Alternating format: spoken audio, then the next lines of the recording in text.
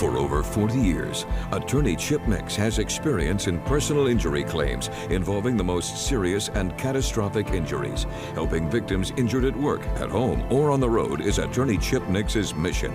The law offices of attorney Chip Nix is committed to representing clients with integrity and getting the compensation they deserve. This evening, attorney Chip Nix discusses the legal issues that affect you most. This is Justice for You with your host, attorney Chip Nix. Welcome to Justice for You, where we talk about the things you need to know if you have been or are being deprived of justice. Tonight we will discuss workers' compensation and the immunity of employers from suit by a worker for anything other than workers' compensation benefits. We will talk about how immunity works, and we will talk about how an employee gets around immunity in some instances and potentially obtain more than the limited benefits allowed by the workers' compensation statute. We will also discuss what we call third-party liability. We will give you tips and tell you things you need to do if you or a loved one is injured in order to obtain justice for you. Tonight I have a good friend with me, Kent Hunt. He will help us discuss these things. Kent, tell the folks about yourself, if you will. First of all, Chip, thanks for inviting me. And I retired with a 36-year career with the Alabama Department of Mental Health. And following that, I worked for 2 years with Montgomery County District Attorney Ellen Brooks at the time as her director of pretrial diversion. Right. Since then, I have retired again. I am retired for good this time, right. And I enjoy spending time with my family and church activities and helping other people any way I can. Thanks for having me. Thank you. It sounds like you've had some court experience in your work. I have had a little bit of experience with court systems in my work. Chip, could you discuss a little bit of your background and your legal experience for us, for the viewers? Sure, I'd be glad to. I was born and raised in Montgomery, Alabama. I went to Auburn to undergraduate school and to Alabama to law school. After law school, I clerked for a federal judge for a year, and since that time, I have been practicing law in Montgomery, Alabama. I've practiced here for a little over 40 years. I have handled the defense of cases, including the defense of corporations and insurance companies. I did that for a while, but for the last 10 years I have done nothing but handle plaintiff's cases. Plaintiff's cases are cases filed on behalf of people who have been injured or hurt or who have been subjected to fraud or bad faith. We help our clients, we care about our clients, we keep our clients informed, and we always respond to their telephone calls. We really care about them, and we want them to have the kind of relief and remedy that they deserve. Thank you, Chip. Could you now give us a summary of the things that you'll be discussing with us tonight? Sure. The main thing we will be discussing is immunity of an employer and ways that a person can get around the immunity of the employer to hold them accountable for the things that they have done in the course of a workers' compensation claim. So a workers' compensation claim is where there has been an injury on the job. The person injured files a workers' compensation claim with the employer. The employer is supposed to pay medical benefits and is supposed to pay other benefits while the employee is out of work because of that injury. So we're going to talk tonight about workers' compensation. We're going to talk about the fact that the employee can only claim or sue the employer for the workers' comp benefits that are stated in the statute on workers' compensation. We're going to talk about ways to get around that.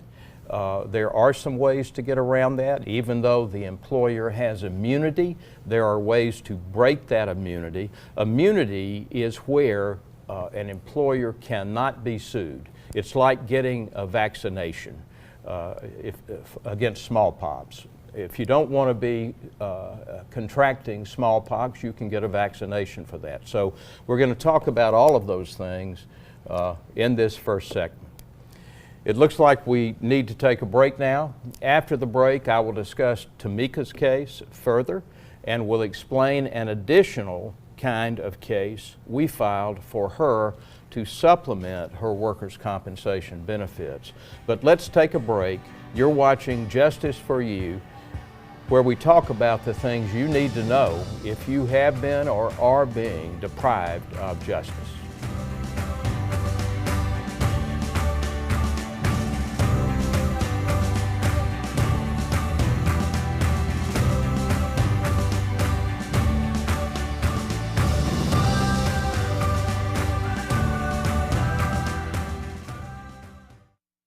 Hello, my name is Chip Nix. I'm here at the law offices of Chip Nix in Montgomery, Alabama. I want to tell you about a 20-year-old young man that we were able to help a few years ago. He lost his right hand in an industrial accident. We were able to provide a settlement for him that obtained two primary parts. The first thing we were able to do through the help of an artificial hand expert was to get him a bionic hand that really functions. And second, we were able to work with a financial company to provide, in addition to cash, $5,000 that will be paid to him on a monthly basis for the rest of his life. If you have a personal injury case, or if someone in your family has tragically been killed, call us. We will search for justice for you.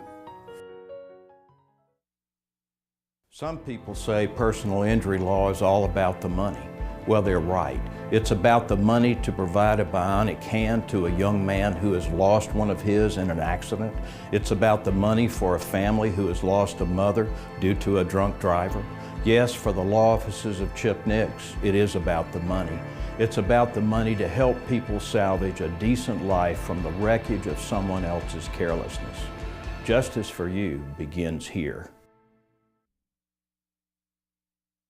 For over 40 years, attorney Chip Nix has experience in personal injury claims involving the most serious and catastrophic injuries. Helping victims injured at work, at home, or on the road is attorney Chip Nix's mission. The law offices of attorney Chip Nix is committed to representing clients with integrity and getting the compensation they deserve.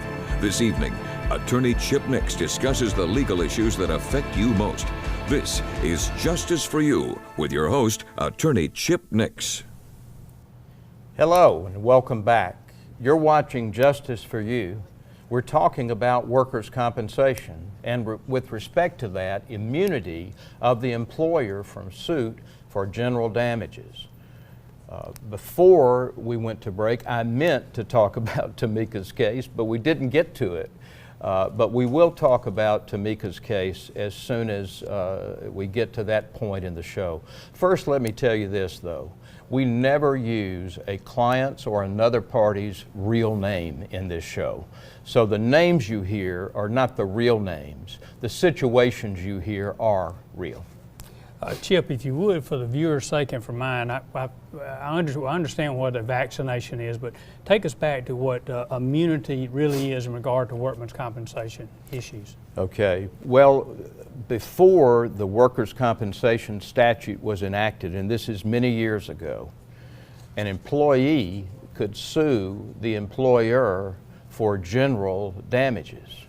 Now that the workers' comp statute has been enacted, an employee can basically only sue the employer for the workers' comp benefits. So let me tell you how the benefits have changed, or the ability of the employee to get reimbursed and to receive damages.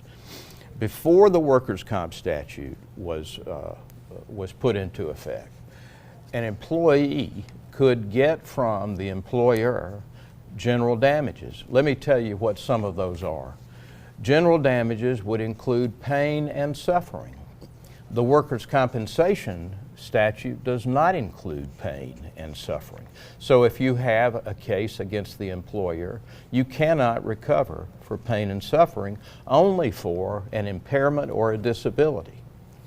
Another example of that is emotional distress. In a workers' compensation case, you get not a penny for the hardship, the emotional distress, all of the stress that you're placed under. You don't get anything for that. Whereas in a general damages case, you used to be able to get that. You cannot get punitive damages in a workers' comp case. Let's say the employer has done something really, really bad, has been wanton or reckless or intentional. You can't get punitive damages in a workers' compensation case unless you fit within some very narrow restrictions. So those are some of the ways general damages and the way it used to be are different now from a workers' compensation case. So it makes me believe then that the workman's compensation benefits are basically inadequate because it doesn't allow for any of those what used to be called general damages. They're not included at all. They're not included. The benefits that are awarded under the statute are very rigid, and they are spelled out in the workers' compensation statute. One of the problems we talked about last week was the $220 cap. In a workers' compensation situation, a worker who has only a partial disability cannot recover more than $220 a week, even if, and especially if, his average weekly wage is greater than that. So there's a $220 cap on what an employee can recover in a partial disability case, and that is very unfair, and it does not provide for a worker or the worker's family when they're out of work. Let me give you an example. A worker who has a 99% disability from the injury in workers' comp gets this, with a $1,000 wage per week, gets the same amount of money in settlement of a workers' comp case as a person with a 99% disability making only $400. So you see, there's a huge disparity there. It's arbitrary and it's unfair. A person making $1,000 a week gets the same amount of money in compensation as a person making $400 a week. And let me tell you another fact about this. A person who makes $1,000 a week and has a 100% disability, as opposed to a person with making $1,000 a week with a 99% disability, the person with the 100% disability gets about 10 times as much in compensation as the person with 99%. Only 1% difference, but a huge disparity in the amount of money given. Plus, the amount of money paid on the 100% disability claim is still inadequate. Things need to change in the workers' comp statute. Chip, again, I'd said before, this workman's compensation is a lot more complicated than I ever thought it was. And the more we talk about it, the more I'm convinced of that. But I know that employees find out about workman's compensation primarily from their employer. That's correct. So what if there's information that's given from the employer to the employee that's not exactly accurate? Well, and believe me, this happens all too frequently. But let me tell you about Tamika. Tamika was working at a hamburger place. This hamburger place had a playground out front. She went outside to help some of the children on the playground. While she was out there, she injured her knee. The employer called the ambulance for her.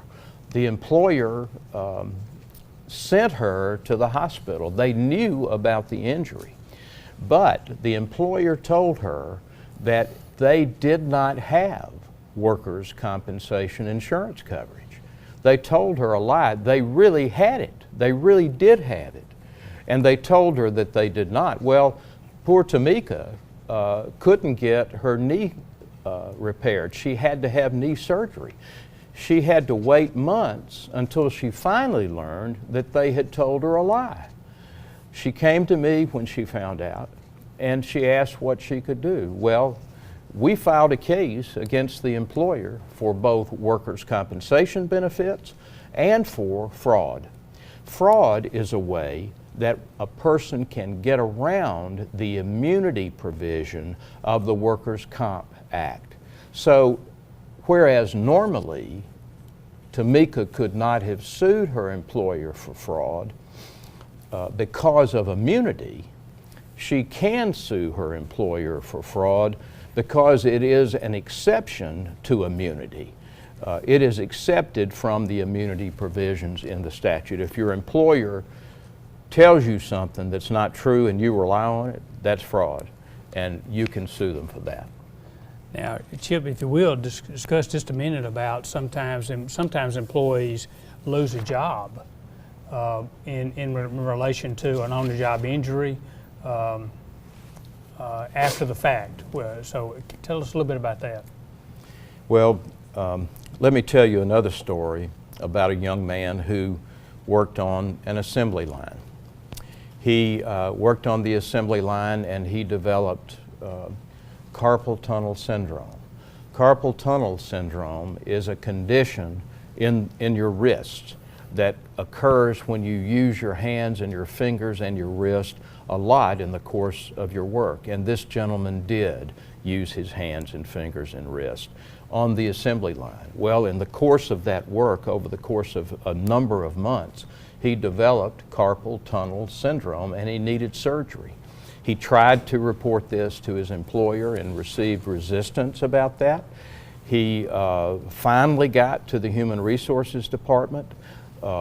They filled out a first report of injury and they told him he could go to his own doctor, but they would not send him to a workers' compensation doctor like they were supposed to.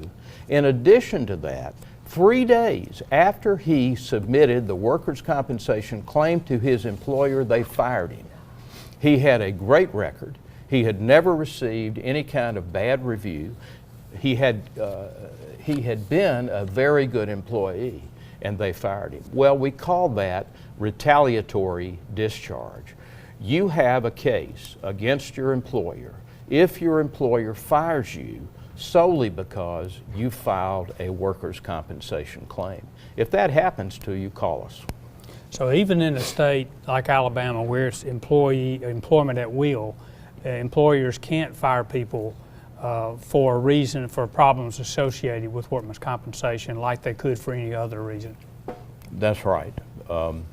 Even though we are an employee at will state, an employer cannot fire an employee solely because they have filed a workers' compensation claim. Chip, can you provide any cases or examples of to help clarify workman's other workman's complications? Sure. We've had other cases where this happened. The workers' compensation carrier or the employer treated the employee badly. They didn't send them to the doctor. They didn't provide the services they were supposed to provide. They were rude over and over again. This kind of conduct constantly occurred. We were able, in one case, for example, in Tamika's case that I've told you about previously, this happened to her. They even told her they did not have workers' comp insurance. But what we did for her additionally was file what we call an outrage claim. Outrage is a name in the law for a cause of action. Outrage means the intentional infliction of emotional distress. It takes a lot to prove an outrage claim, but if the employer or if the insurance company is treating you badly, you may have an outrage claim, and that gets around the immunity as well. Those three things, it is fraud, outrage, and retaliatory discharge, gets around the employer's immunity if you have a valid case for those. So I think the bottom line for me, and this would be, if anyone loses a job following a work or loses a job after a work-related injury, they need to contact you. Would you say that again? Yes. Following this discussion, it makes sense to me that anyone who is involved in a workplace injury and loses a job following that injury, they need to contact you. It's a complicated situation. That's absolutely right, because if a person has been fired shortly after they file a workers' comp claim, or if they're fired anytime afterwards, they need to have a lawyer look at it and tell them whether or not they have a case. Ladies and gentlemen, we're at our next break. We're going to take a short one, and when we come back, we will discuss the important things you need to know if you or a loved one are being treated unjustly in a workers' compensation situation. We'll be right back with Justice for You.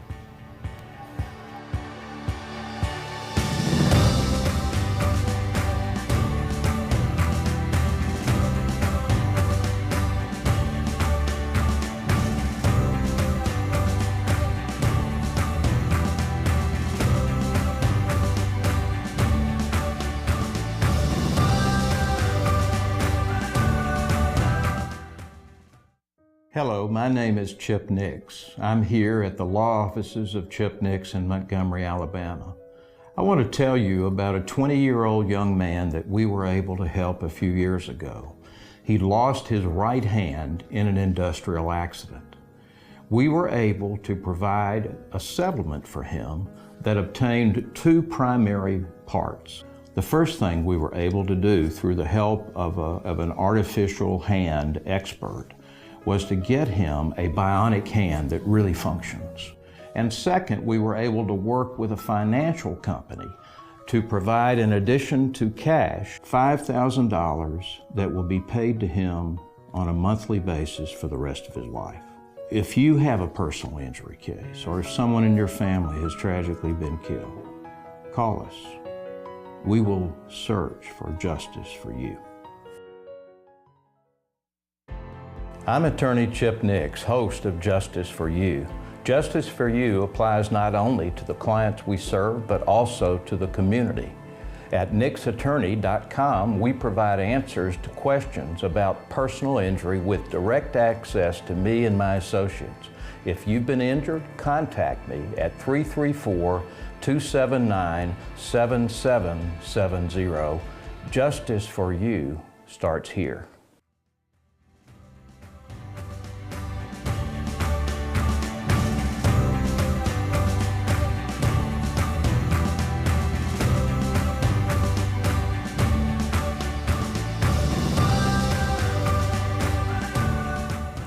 Hello and welcome back to Justice for You, where we talk about the things you need to know if you are being or have been denied justice. We appreciate your joining us tonight. Kent, I appreciate your joining me and helping me with this discussion. Thank you. Yes, sir. Let's try to summarize kind of what we've said so far, and then I'd like to give you some tips and pointers for what you need to do if some of these things arise in your life. This is what we've been talking about. We've been talking about the immunity of the employer.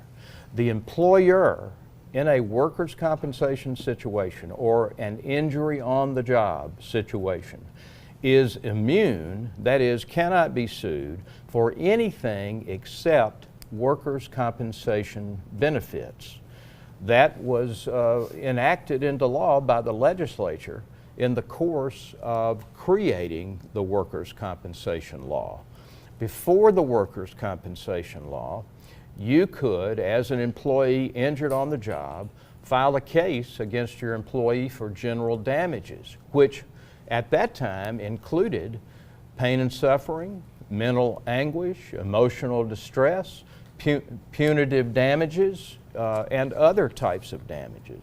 Now, with the statute, you are provided only the statutory benefits under the law.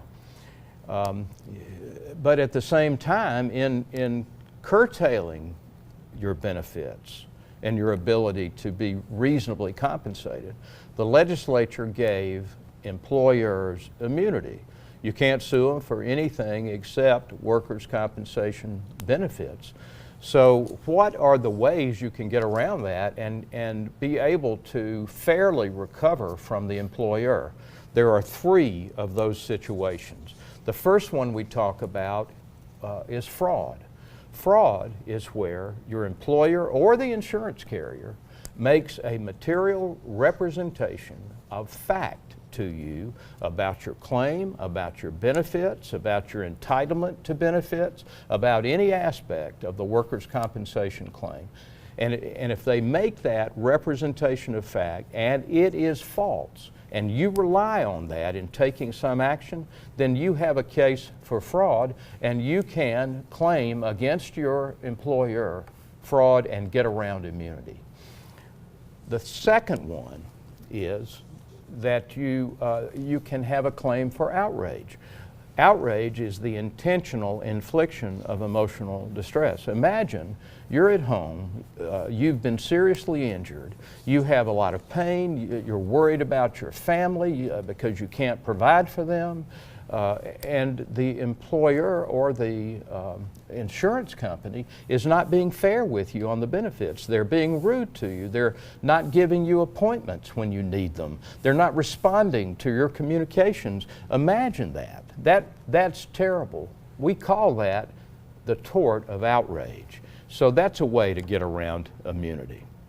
The third way to get around immunity is in a retaliatory discharge situation. The Alabama Workers' Compensation Statute says an employer cannot fire you solely for filing a workers' compensation claim. Well, if that happens to you, if while your claim is pending, the employer fires you, you may have a retaliatory discharge case. So those are the 3 ways. Thank you very much. Again, it is a very complicated issue. Chip, could you do one thing for us I think that would really help all the viewers? Give us some things, suggest some things to viewers that they can do to protect themselves in this situation. Real quickly, we have little time, but you need to keep notes. You need to make notes. You need to keep a diary of what's going on in your case. And let me tell you something else you need to do. Call your legislator. Call the Alabama State Bar. Tell them that you think the workers' compensation statute is unfair to employees, because it is.